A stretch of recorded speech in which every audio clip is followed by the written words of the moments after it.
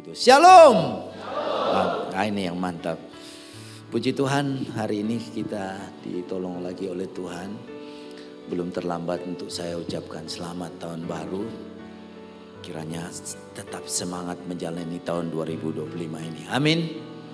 Saudara-saudara yang dikasihi Tuhan, saya menyampaikan terima kasih banyak kepada tim penggembalaan di gereja ini yang beri kesempatan kepada saya hari ini untuk sharing kebenaran firman Tuhan. Kita mau belajar firman Tuhan dari Roma 12 ayat yang pertama hingga ayatnya yang ke-8.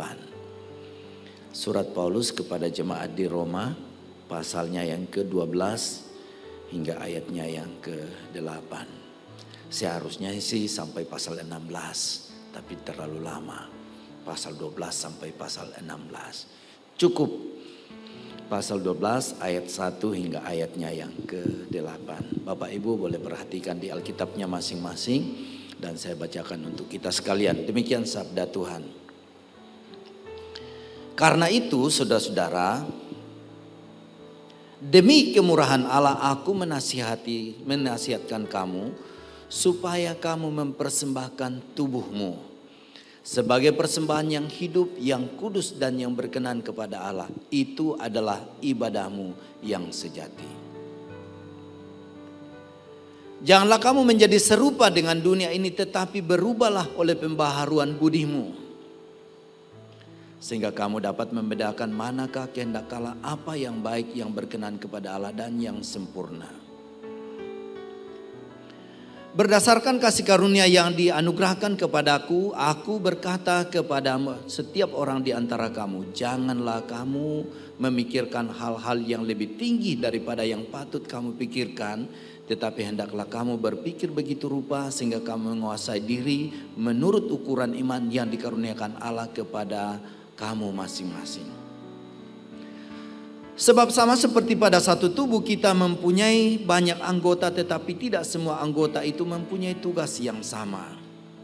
Demikian juga kita, walaupun banyak, adalah satu tubuh di dalam Kristus, tetapi kita masing-masing adalah anggota yang seorang terhadap yang lain. Demikianlah kita mempunyai karunia yang berlain-lainan menurut kasih karunia yang dianugerahkan kepada kita. Jika karunia itu adalah untuk bernubuat, baiklah kita melakukannya sesuai dengan iman kita. Jika karunia untuk melayani, baiklah kita melayani. Jika karunia untuk mengajar, baiklah kita mengajar. Jika karunia untuk menasihati, baiklah kita menasihati. Siapa yang membagi-bagikan sesuatu, hendaklah ia melakukannya dengan hati yang ikhlas. Siapa yang memberi pimpinan, hendaklah ia melakukannya dengan rajin. Siapa yang menunjukkan kemurahan, hendaklah ia melakukannya dengan sukacita. Sampai sedemikian jauh pembacaan firman Tuhan. Berbahagialah setiap kita yang setia membaca dan melihara firman Tuhan dalam kehidupan kita tiap-tiap hari. Tema kita hari ini adalah diselamatkan untuk berbuat baik. Diselamatkan untuk berbuat baik. Saudara-saudara yang kasih dalam Tuhan Yesus Kristus, di ayatnya yang pertama ini, Roma pasal 12 ayat yang pertama, dia awali dengan kata ini, karena itu. Karena itu. Itu artinya bahwa nasihat-nasihat pada ayat-ayat selanjutnya ini didasarkan oleh ajaran yang sebelumnya Rasul Paulus ungkapkan, yaitu pasal 1 hingga pasalnya yang ke-11. Memang ciri khas surat-surat Rasul Paulus itu dapat dibagi dalam dua garis besar utama. Surat-suratnya Paulus mirip semua. Di bagian awal pertama dia akan membahas tentang doktrin-doktrin keyakinan Kristiani. Lalu bagian keduanya itu dia akan membahas tentang bagaimana seorang Kristen menjalani kehidupannya. Nah, saudara-saudara yang kasih dalam Tuhan Yesus Kristus, karena itu menunjukkan bahwa Rasul Paulus mendasari nasihat selanjutnya dengan ajaran yang sebelumnya. Apa itu? Konteks dekatnya memberitahu kita ayat 25 hingga ayatnya yang ke-36. Tapi saya baca 28 hingga ayatnya yang ke-32 saja. Mengenai Injil, mereka adalah seteru Allah oleh karena kamu. Tetapi mengenai pilihan mereka adalah kekasih Allah oleh karena nenek moyang. Siapa mereka yang dimaksudkan 28 nih? Orang Israel.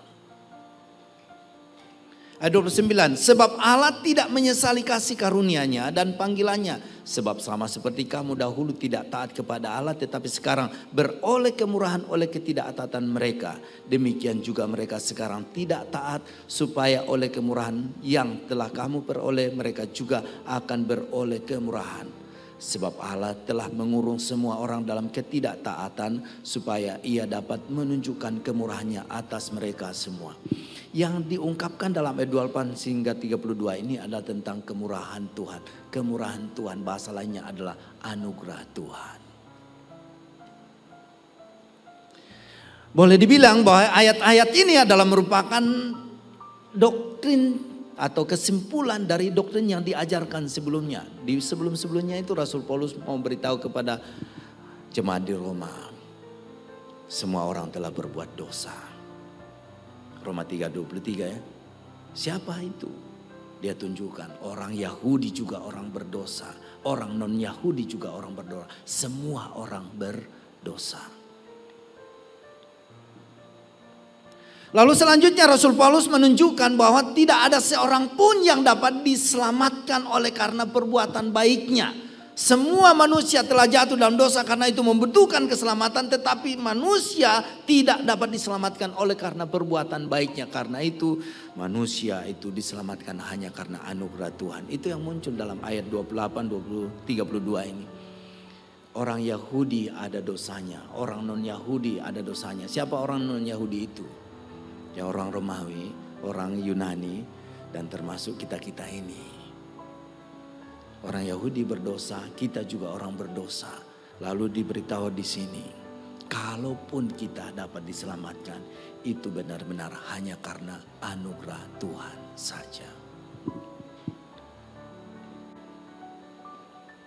Diselamatkan hanya oleh anugerah Tuhan saja. Saved only by grace. Saya sedikit-sedikit bahasa Inggris. Sedikit-sedikit saja. Saved only by grace. Diselamatkan hanya karena anugerah Tuhan. Apa itu anugerah? Anugerah keselamatan itu artinya keselamatan diberikan kepada seseorang yang sebenarnya tidak pantas, tidak layak untuk diselamatkan. Dan itu adalah kita semua. Karena tidak ada seorang pun di antara manusia yang pernah lahir di dunia ini yang tanpa dosa. Tadi sore saya menyampaikan dosa itu telah membawa malapetaka bagi umat manusia. Bahasa teologianya total depravity. Kehancuran total, kerusakan total diakibatkan oleh dosa. Lalu Rasul Paulus menunjukkan bahwa hanya dengan kemurahan Tuhan, baik orang Yahudi maupun juga non-Yahudi dapat diselamatkan. Lalu, apakah karena diselamatkan oleh anugerah Tuhan lalu perbuatan baik itu tidak lagi penting? Saudara-saudara yang dikasihi Tuhan, tulisan-tulisan Rasul Paulus maupun juga kebenaran-kebenaran dari kitab suci menunjukkan kepada kita sekalian, benar kita diselamatkan oleh anugerah Tuhan bukan karena perbuatan baik kita. Tetapi bukan berarti kalau kita diselamatkan oleh anugerah Tuhan, lalu setelah diselamatkan kita boleh hidup sesuka hatinya kita. Maka Rasul Paulus menunjukkan di sini ayatnya yang ke-12 ini, ayat pasal 12 ayat 1. Karena itu, karena kemurahan Allah yang telah menyelamatkan itu, saudara-saudara, demi kemurahannya itu aku menasihatkan kamu supaya kamu mempersembahkan tubuhmu sebagai persembahan yang hidup, yang kudus dan yang berkenan kepada Allah. Itu adalah ibadahmu yang sejati. Kamu yang telah menerima keselamatan oleh anugerah Tuhan, atas dasar itu aku menasihatkan kamu supaya kamu mempersembahkan tubuhmu. Kata mempersembahkan ini adalah merupakan kata perintah. Persembahkan tubuhmu sebagai persembahan yang hidup, yang kudus. Bagaimana caranya mempersembahkan hidup yang kudus dan yang berkenan? Itu artinya Tuhan bilang begini, kamu yang diselamatkan harus berbuat baik.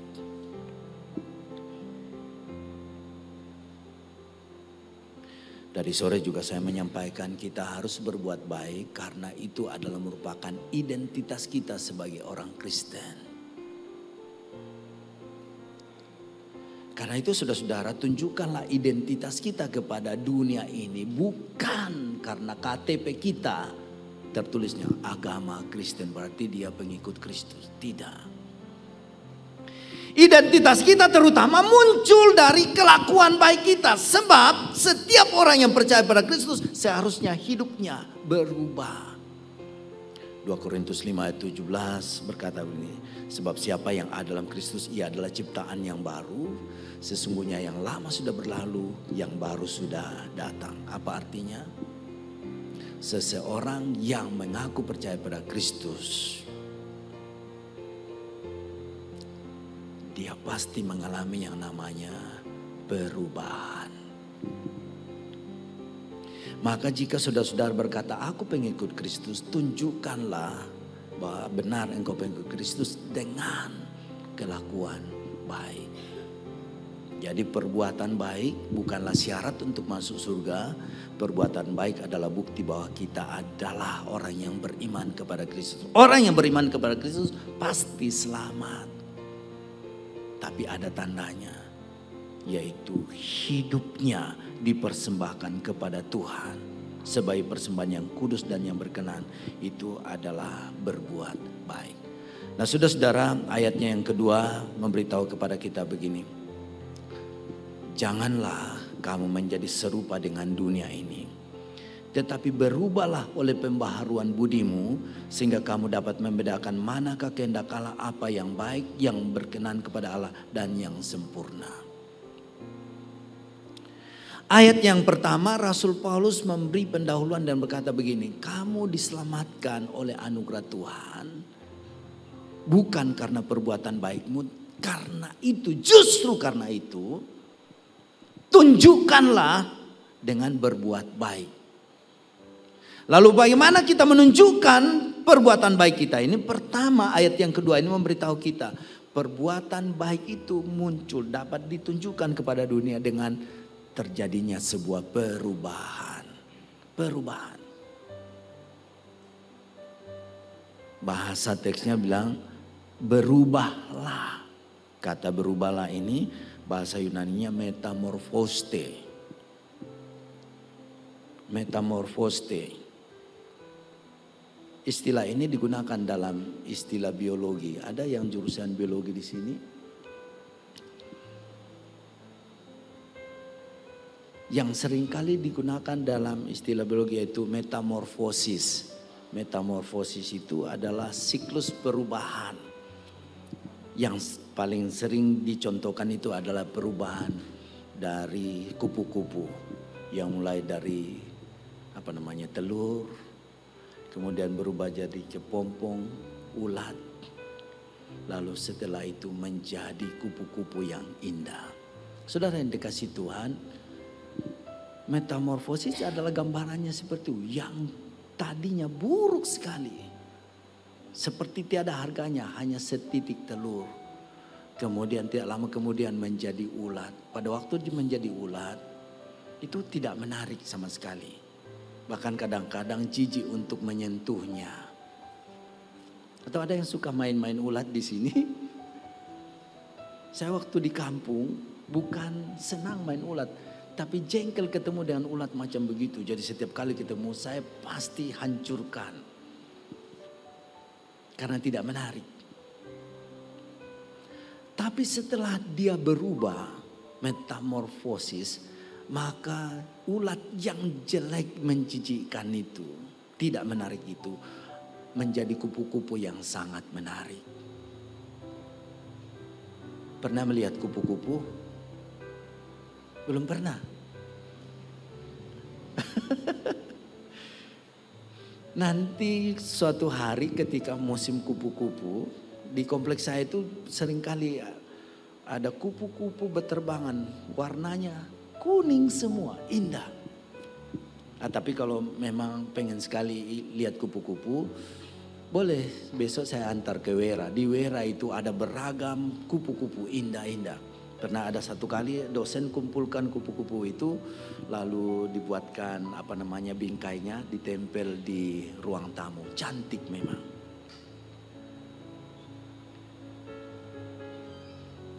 Seperti itulah sebenarnya kehidupan orang Kristen yang sudah diselamatkan, yaitu diselamatkan untuk berbuat baik, supaya dengan perbuatan baiknya orang melihat betul dia orang Kristen, sudah berubah hidupnya. Karena tidak cocok menyebut diri Kristen tapi tidak berubah hidupnya. Saya ulangi. Tidak pantas menyebut pengikut Kristus jikalau hidupnya tidak berubah. Karena pengikut Kristus itu seharusnya berubah. Perubahannya bagaimana? Dari yang buruk menjadi baik sekali. Metamorfose. Dari yang tadinya tidak menyenangkan sama sekali. Tapi setelah berubah, itu sangat menyenangkan. Pak, Ibu, saudara-saudara yang kasih Tuhan, sudah berapa lama saudara menjadi hidup? Apakah hidupmu sudah semakin menyenangkan bagi orang lain?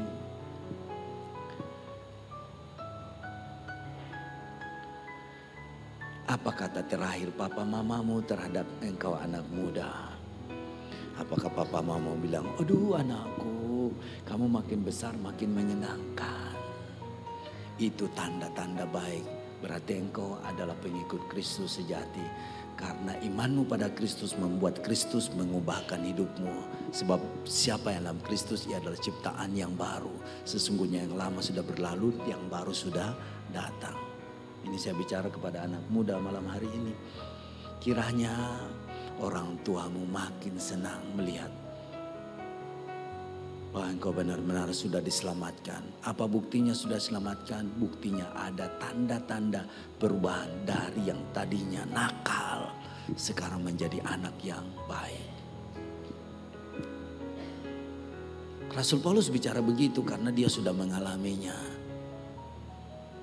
Kita tahu persis kisah Paulus yang sebelumnya dia bernama Saulus. Saulus itu orang yang kejam sekali. Dia bunuh banyak orang Kristen. Tapi pada waktu perjalanannya ke Damsyik dengan surat resmi mau pergi membasmi orang Kristen di sana, dia berjumpa dengan Tuhan Yesus.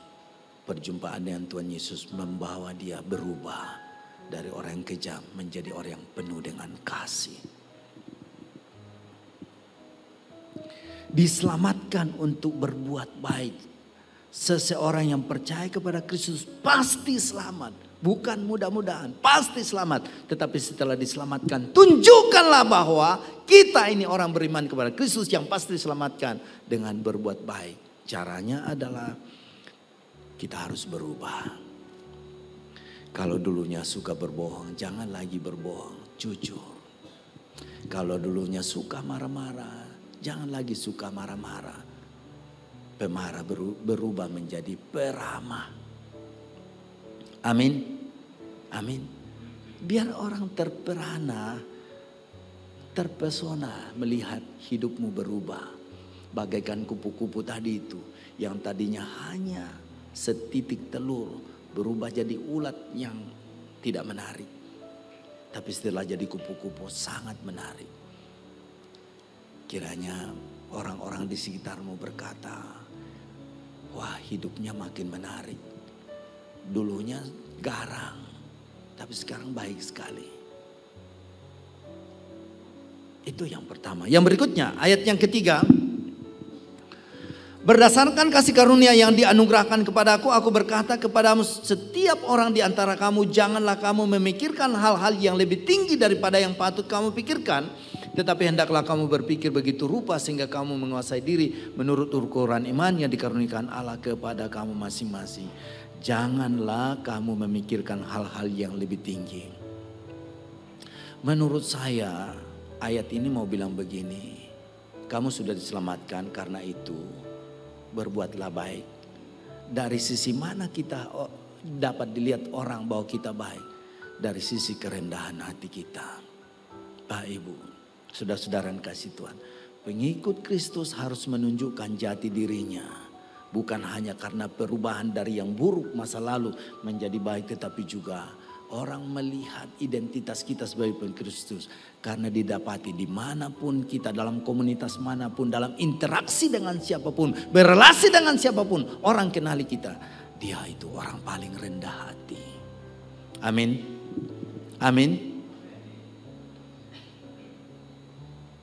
Jangan sombong. Mudah sekali orang jadi sombong. Bahkan ada sombong, ada orang sombong untuk hal-hal yang dia tidak ada sesuatu hal yang disombongkan tapi sombong. Heran juga saya itu. Tidak ada sesuatu hal yang bisa disombongkan tapi sombong.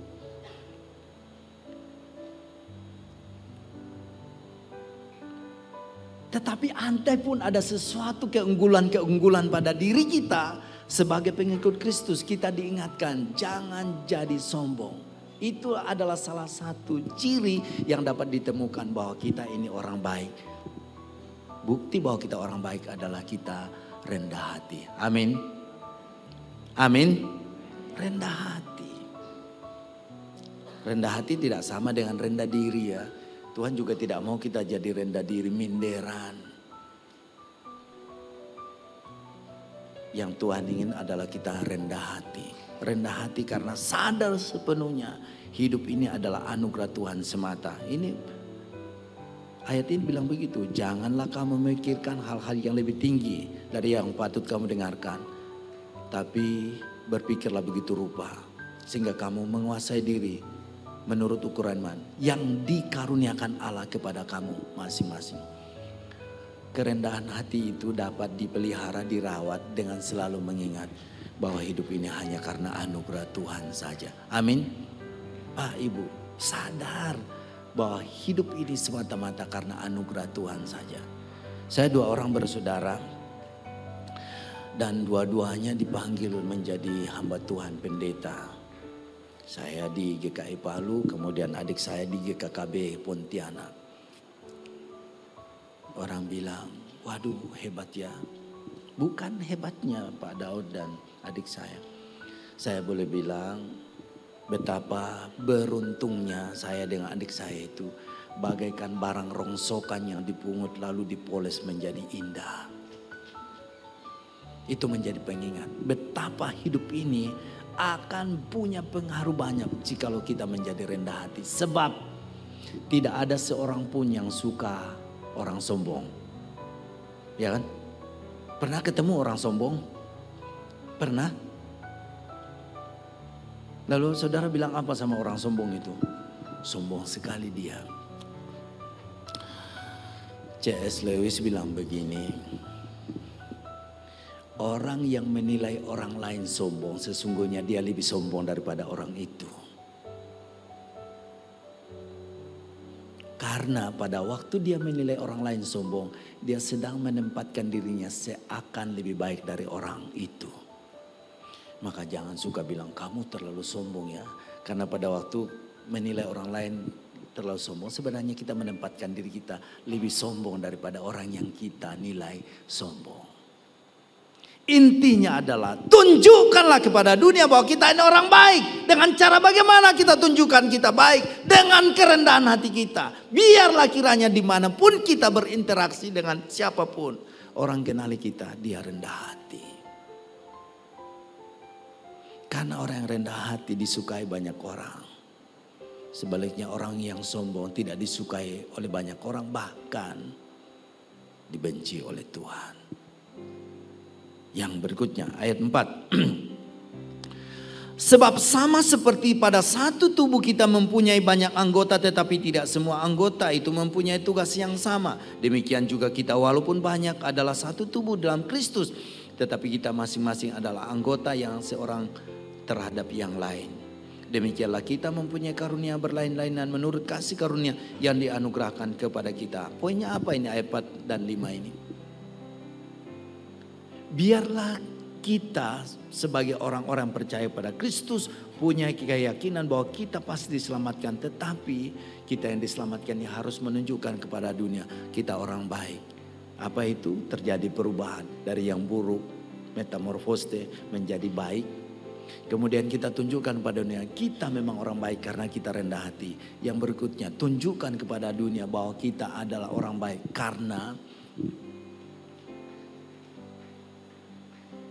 dapat menjaga kesatuan satu dengan yang lain. Bahwa memang kita berbeda, pasti. Berbeda dari sukunya, berbeda dari kulitnya, berbeda dari rambutnya, berbeda cara pandangnya, berbeda karakternya. Tetapi orang akan tertarik melihat bahwa kita ini baik karena meskipun kita berbeda, tetapi kita tetap bersatu. Amin. Perbedaan kita anggap sebagai kekayaan. Dan kekayaan itu menjadi kebanggaan bersama. Bukan untuk saling menjatuhkan satu dengan yang lainnya. Ini poinnya ini. Rasul Paulus memberitahu kita memang beda. Tetapi perbedaan ini digambarkan sebagai satu tubuh. Di mana tubuh ini terdiri dari beberapa anggota tubuh. Tangan, mata, telinga, kaki dan seterusnya. Dan setiap bagian ini adalah satu di mana meskipun berbeda tidak boleh mengatakan aku bukan bagian dari kamu, aku tidak membutuhkan kamu. Rasul Paulus menjelaskan di dalam kitab Korintus, kita ini satu tubuh yang terdiri dari beberapa anggota, ada tangan, ada telinga, ada mata, tetapi mulut tidak bisa berkata aku tidak membutuhkan mata. Mulut tidak bisa berkata aku tidak membutuhkan tangan. Tangan tidak bisa berkata aku tidak membutuhkan kaki. Demikianlah seharusnya kita tunjukkan kepada dunia bahwa kita ini adalah kumpulan orang-orang yang baik. Karena meskipun kita berbeda, tetapi kita tetap menjaga kesatuan satu dengan yang lainnya. Amin. Amin. Bahasa lainnya unity, bisa juga berarti keharmonisan. Enak itu kalau hidup dalam keharmonisan karena nada-nadanya akan membawa kita dalam suasana yang enak. Harmoni itu dapat digambarkan dengan tali gitar. Tali gitar itu ada, kalau bass 4 ada juga yang 5. Tali gitar yang normalnya ada 6. Tapi lihat itu beda semua itu. Tali pertama agak besar, tali kedua agak sedang-sedang dan seterusnya, Pak, sampai tali yang paling bawah itu kecil sekali. Tetapi ketika dibunyikan dengan nada yang pas, itu suaranya indah sekali. Seperti itulah gambaran keindahan komunitas di dalam Tuhan adalah ketika kita yang berbeda satu dengan yang lain menjaga kesatuan. Amin. Yang terakhir ini. Ayatnya yang ke-6, 7, 8.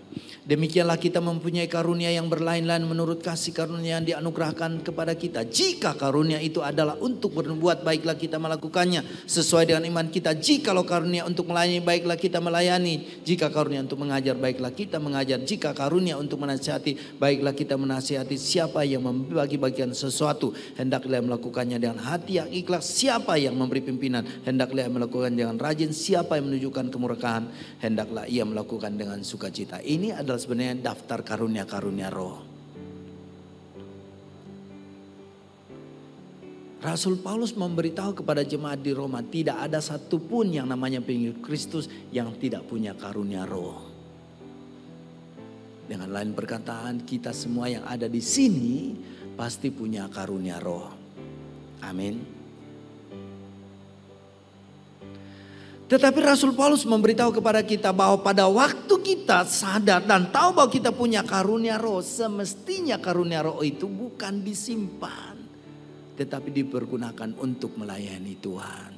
Maka karunia macam apapun yang Tuhan karuniakan bagi kita, gunakanlah itu untuk kemuliaan Tuhan. Amin. Karena dengan cara itulah kita menunjukkan kepada dunia kita ini adalah orang yang baik. Sekali lagi, setiap orang Kristen pasti punya karunia roh. Tetapi tidak boleh hanya berpuas diri punya karunia itu, tetapi seharusnya kita gunakan untuk pelayanan. Layanilah Tuhan seumur hidupmu dengan karunia yang ada padamu. Tunjukkanlah kepada dunia bahwa sementara dunia ini asik dengan dunianya, kita lebih asik untuk melayani Tuhan. Amin. Sementara dunia ini asik untuk mencari uang, kita tetap asik untuk melayani Tuhan. Oh, apakah itu berarti tidak usah lagi kerja, tidak usah lagi cari uang? Bukan. Sebab pada waktu kita bekerja sekalipun, kita dapat menunjukkan pelayanan kita kepada Tuhan. Kolose 3:23 memberitahu kepada kita, apapun juga yang kamu perbuat, perbuatlah seperti untuk Tuhan dan bukan untuk manusia. Inilah yang dapat kita renungkan pada sore hari ini. Diselamatkan untuk berbuat baik. Bahwa oleh anugerah Tuhan kita sudah diselamatkan, karena itu setelah kita diselamatkan, tunjukkanlah kepada dunia bahwa kita ini baik. Dengan cara bagaimana kita tunjukkan kita baik? Kiranya orang melihat terjadi perubahan. Amin. Terjadi perubahan. Jangan mengaku Kristen, pengikut Kristus kalau tidak terjadi perubahan. Tunjukkanlah kepada dunia bahwa kita ini orang baik dengan cara baik. Jangan sombong, rendah hatilah. Tunjukkan kepada dunia bahwa kita ini orang baik dengan apa? Menjaga terus kesatuan kita. Kita berbeda. Tapi perbedaan bukanlah untuk perpecahan. Perbedaan adalah merupakan kekayaan. Tunjukkan kepada dunia bahwa kita ini baik. Dengan cara setia melayani Tuhan berdasarkan karunia kita masing-masing. Tuhan memberkati kita sekalian.